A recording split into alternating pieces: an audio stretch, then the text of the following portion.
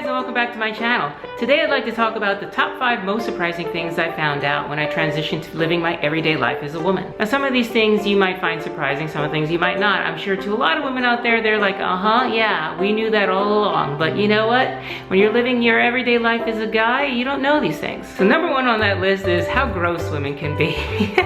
That might be a little surprising, but I know that once you're a woman within the company of other women, they kind of let loose, and all of a sudden you see all the things they never let you see before. And I'm not talking about the obvious, I'm talking about things like burping and farting and all kinds of, just nasty behaviors you're kind of used to seeing in a teenage boy that you never even think about girls doing, but yeah, they do them all too. You know you really join a sisterhood when the prettiest girl you've ever seen gives a nice big burp after eating some Chipotle. The second thing is how predatory and aggressive men can be. I've spoken a little bit about what it was like to be hit on by a man for the first time, but this feeling of being observed and evaluated at all times can be very, very disconcerting when you're not used to it. In fact, a lot of times I will avoid straight bars and straight clubs only because of the feeling I have when I walk in there of sort of, I don't know, being in a meat market. It's kind of hard to explain unless you're a woman. This point was driven home to me just the other day when my niece came to visit and I took her to my club, which is a gay club, and she noticed how friendly everybody was and how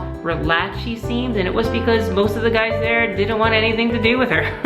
The next thing on my list is how expensive, damn expensive it is to be a woman. Haircuts, deodorant, razors, just about anything you can think of that they gender towards women, and then they make it more expensive. Until I transitioned, I never spent $100 for a haircut. That's easy. 120, 130 for cut and color, something like that. And yeah, maybe you can make the argument that our haircuts are a little more complicated than they are for men, and so they warrant a higher cost. But why would a razor blade that's simply pink cost more money? Really? Now I know my list up to this point sounds a little bit negative, but there are a lot of positives also to being a woman. Like when you pass another woman on the street and she smiles at you. Or if you get on an elevator with another woman, she immediately starts talking to you in a friendly manner. Whereas before, when I presented as a guy, women always seemed a little bit guarded with me if I was alone with them in spaces like an elevator. That sisterhood also extends to things like when you're having problems, whether it's a job issue or a relationship issue or just an issue with another woman. You always have your girlfriends there that have your back. You haven't lived until you're part of a group text with a bunch of your girlfriends who are telling you how to respond to, let's say, a prospective girlfriend. You literally break down every single little word and what everything means. That's not to say I didn't feel supported as a guy. I had and have great guy friends.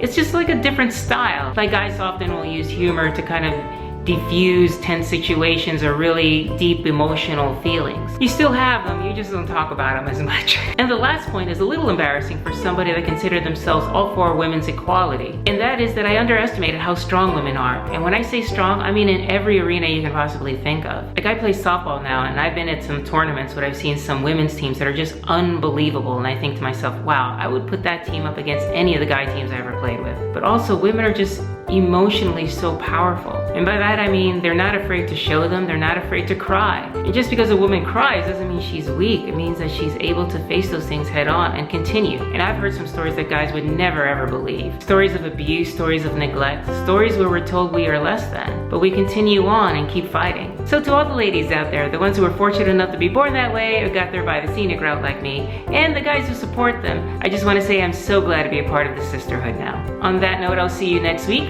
Like, share, and subscribe, and see you around the interwebs.